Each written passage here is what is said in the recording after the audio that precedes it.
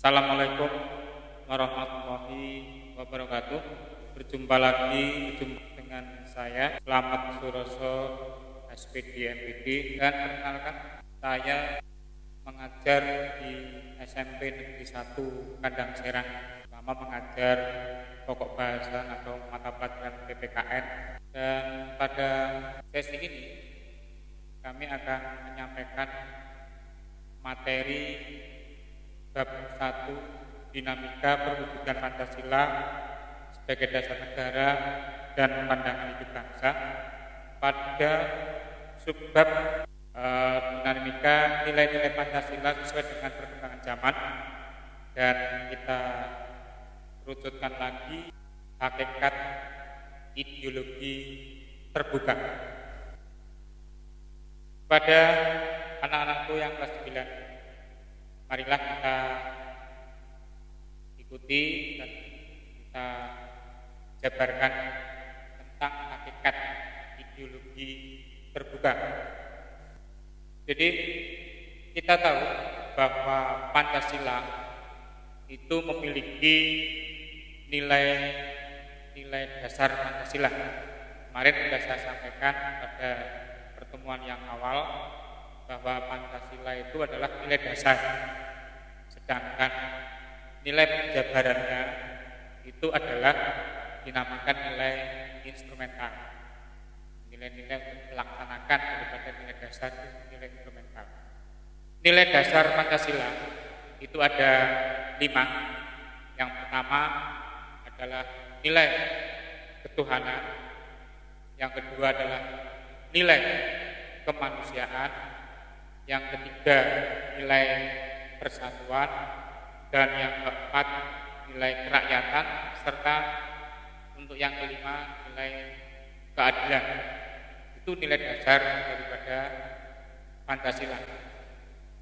Karena kita membahas tentang ideologi terbuka, maka kita ingat kembali apa yang dinamakan dengan ideologi. Anak-anak, menurut asal katanya, asal kata itu ideologi berasal dari 2 kata, yaitu eidos atau idein atau idea, yang berarti gagasan, konsep atau pengertian dasar, dan cita-cita atau bentuk ataupun pandangan. Ini adalah pengertian kata eidos, idea atau idea. Sedangkan kata yang kedua dari ideologi, kata yang kedua adalah logi, berasal dari kata logos yang berarti ilmu. Oleh karena itu, yang perlu anak-anak ketahui bahwa ideologi berarti, kalau kita gabungkan tadi dari eidos, idea, dan idea yang berarti konsep dan dasar, pengertian dasar, maka kalau logosnya ilmu, berarti ideologi atau ideologi itu berarti ilmu tentang pengertian dasar. Ini perlu dipahami oleh anak-anak bahwa pengertian ideologi itu. Kalau kita lihat, banyak sekali para pakar menjabarkan pengertian tentang ideologi. Mari kita lihat satu persatu beberapa pakar yang mendefinisikan atau menjabarkan pengertian ideologi. Yang pertama itu Suryanto Puspowardoyo, bahwa menurut beliau ideologi itu merupakan konsep pengetahuan dan nilai yang secara keseluruhan menjadi landasan bagi seseorang atau masyarakat untuk memahami jagat raya ini, ya, memahami jagat raya ini dan bumi seisinya, serta menentukan sikap dasar untuk mengolahnya.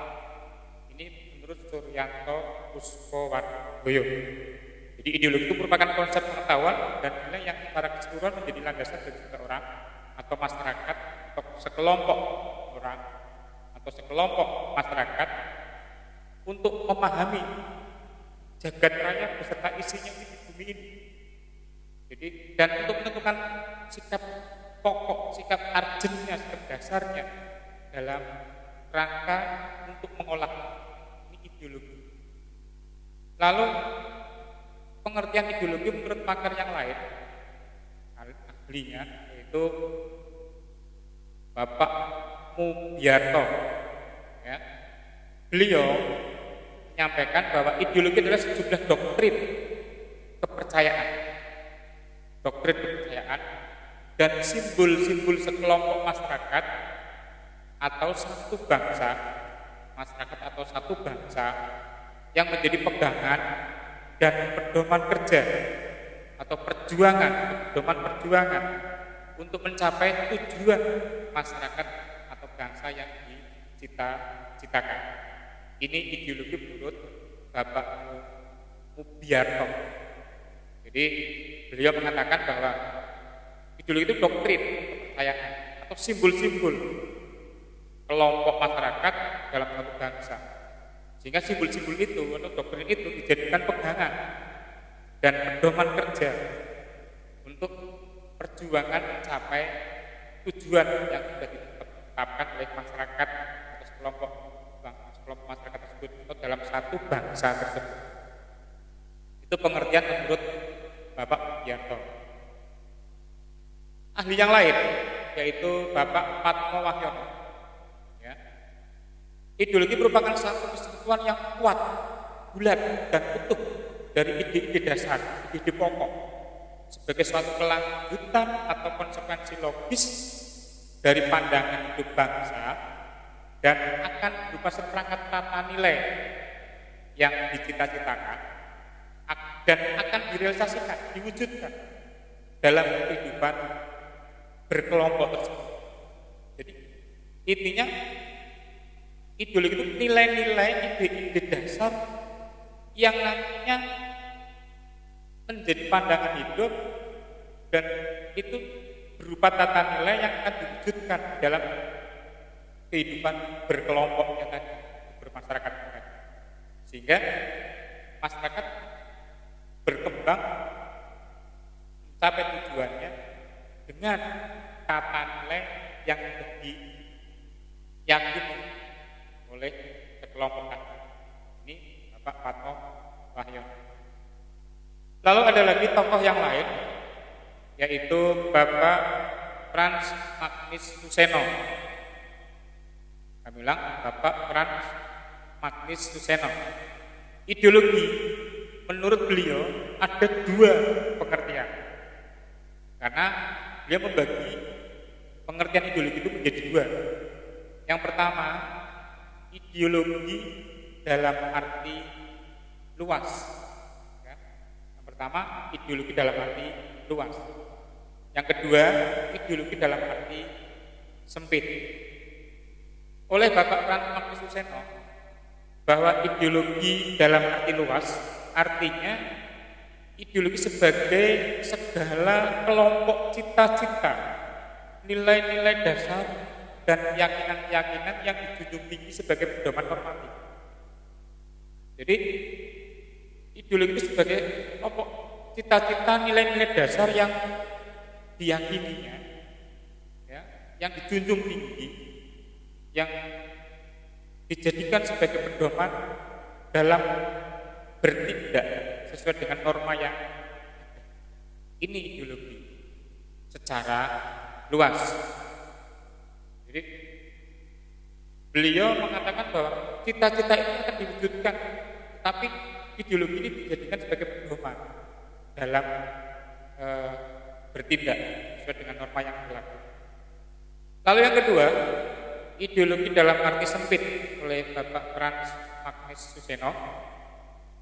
Ideologi dalam arti sempit artinya ideologi adalah gagasan atau teori menyeluruh tentang makna hidup dan nilai-nilai yang mau menentukan dengan mutlak bagaimana harus hidup dan bertindak. Kalau ini sudah mulai mengerucut, artinya nilai-nilai yang menentukan harus bertindak seperti apa. Itu ideologi dalam arti sempit. Jadi dijadikan dasar untuk bertindak. Nilai-nilai ini dijadikan dasar untuk bertindak dan untuk melaksanakan kehidupan bermasyarakat dalam satu kelompok. Ini ideologi dalam arti sempit oleh Bapak Pran Magnis Yuseno. Ada lagi pakar yang bernama Bapak M. Sastra Prateja. M. Sastra Prateja. Beliau mengatakan bahwa ideologi adalah seperangkat gagasan atau pemikiran yang berorientasi pada tindakan yang diorganisasikan menjadi suatu sistem teratur. Ini oleh Bapak Sastra Prateja bahwa ideologi itu adalah seperangkat gagasan, ide, pemikiran-pemikiran yang berorientasi pada tindakan yang diorganisasikan. Yang diorganisasikan artinya bahwa tindakan itu terarah menjadi suatu sistem yang teratur, sehingga ideologi menjadi dasarnya dalam bertindak agar kehidupan beliau, manusianya, individu secara individu maupun masyarakat itu bisa teratur dalam melangkah. Maka dasarnya adalah, orientasinya adalah pemikiran-pemikiran yang otomatis positif. Ideologi menurut Bapak M. Sastra Prateja itu memuat 3 unsur. Beliau mengatakan bahwa ideologi memuat 3 unsur. Yang pertama itu suatu penafsiran atau pemahaman. Jadi ide itu, gagasan itu merupakan penafsiran atau pemahaman. Menurut beliau itu yang pertama. Yang kedua, unsur yang kedua itu seperangkat nilai atau preskripsi moral. Jadi seperangkat nilai-nilai yang disebut juga dengan preskripsi moral. Lalu yang ketiga, unsur yang ketiga itu berorientasi pada tindakan. Jadi ketika orang memahami lalu didasari dengan nilai-nilai preskripsi moral, maka dia tindakannya seperti apa? Ini unsur ideologi yang dijabarkan oleh Bapak Sastra Prateja. Artinya seperti itu. Anak-anakku yang kami cintai, baik di sekolah maupun yang masih di rumah, berikutnya kita membuka buku atau ensiklopedia populer politik pembangunan Pancasila. Ketika kita buka ensiklopedia populer politik pembangunan Pancasila, di sana juga ada pengertian ideologi. Ya. Nah, kalau ini cukup singkat. Ideologi menurut ensiklopedia populer politik pembangunan Pancasila, itu ideologi merupakan cabang filsafat yang mendasari ilmu-ilmu seperti sosiologi, etika, dan politik. Jadi ideologi merupakan cabang filsafat. Kita tahu bahwa ilmu tertua itu adalah filsafat. Ya, filsafat. Nah, ketika filsafat itu berkembang dan dijabarkan, salah satunya adalah ideologi. Menurut ensiklopedia, bahwa kita tahu bahwa filsafat terpecah-pecah menjadi filsafat diturunkan menjadi ilmu sosiologi, ilmu politik, dan ilmu etika, serta ilmu yang dasar yang lain. Nah, salah satunya menurut ensiklopedia populer politik pembangunan Pancasila, ideologi adalah cabang dari filsafat. Ini. Jadi memang kita tahu bahwa ilmu yang tertua adalah filsafat. Lalu kalau kita buka Kamus Besar Bahasa Indonesia, pengertian ideologi di Kamus Besar Bahasa Indonesia, yang mungkin anak-anak tahu, bukunya coklat ya, tebal sekali. Kalau yang lawas itu yang kuno, bukunya warnanya coklat yang saya tahu. Kamus Besar Bahasa Indonesia, bal ya. Itu di sana kita buka pada pengertian ideologi itu apa? Ideologi diartikan sebagai kumpulan konsep bersistem yang dijadikan asas pendapat yang memberikan arah dan tujuan untuk kelangsungan hidup, cara berpikir seseorang atau golongan. Jadi ideologi dinyatakan sebagai sebuah konsep atau kumpulan konsep bersistem yang dijadikan asas pendapat yang memberikan arah dan tujuan untuk kelangsungan hidup, cara berpikir seseorang dan atau golongan. Itu pengertian ideologi menurut Kamus Besar Bahasa Indonesia. Kamus Besar Bahasa Indonesia. Anak-anakku yang kami cintai, marilah kita berlanjut setelah kita berkutat berpikir, membahas dan macam. Mudah-mudahan anak-anak paham masalah pengertian ideologi. Sekarang Pancasila sebagai ideologi negara. Sebagai ideologi negara, Pancasila merupakan gagasan-gagasan atau ide-ide yang dijadikan sebagai pedoman atau arah dalam mencapai cita-cita bangsa. Ya kan? Lalu Pancasila harus diwujudkan dan diamalkan dalam kehidupan berbangsa dan bernegara. Agar apa? Agar bangsa ini tidak kehilangan jati dirinya. Kita tahu bahwa ideologi konsep dasar, gagasan-gagasan yang dijadikan pedoman atau arah bagaimana kita bertindak, maka kita berpedoman pada Pancasila. Jadi dalam apa? Dalam kehidupan berbangsa dan bernegara, agar apa? Agar tidak kehilangan jati diri bangsa Indonesia. Nah, Pancasila ini digali dari gagasan-gagasan nilai-nilai yang terkandung di dalam dasar-dasar perilaku kristalisasi nilai-nilai yang ada di bangsa Indonesia sejak zaman dahulu kala. Oleh karena itu, di samping Pancasila itu digali dari bumi pertiwi kita sendiri, akan tetapi tidak akan menolak pengaruh-pengaruh dari luar juga yang sesuai dengan nilai-nilai dasar Pancasila. Oleh karena itu, Pancasila bagi bangsa Indonesia itu adalah ideologi yang bersifat terbuka. Nah, sebagai suatu sistem pemikiran yang berasal dari pandangan dan falsafah hidup bangsa sendiri, ya, sehingga berkembang sesuai dengan perkembangan dan kecerdasan kehidupan bangsa. Jadi Pancasila itu berkembang otomatis sesuai dengan perkembangan kehidupan dan kecerdasan kehidupan bangsa Indonesia itu sendiri. Artinya bahwa Pancasila bersifat terbuka itu dengan senantiasa mendorong terjadinya perkembangan pemikiran baru. Jadi tidak menutup diri, karena Pancasila sebagai ideologi terbuka, maka tidak menutup diri dengan perkembangan-perkembangan yang ada. Apalagi kita sekarang adalah situasi globalisasi, di mana pengaruh-pengaruh dari dunia luar ini tidak bisa dibendung.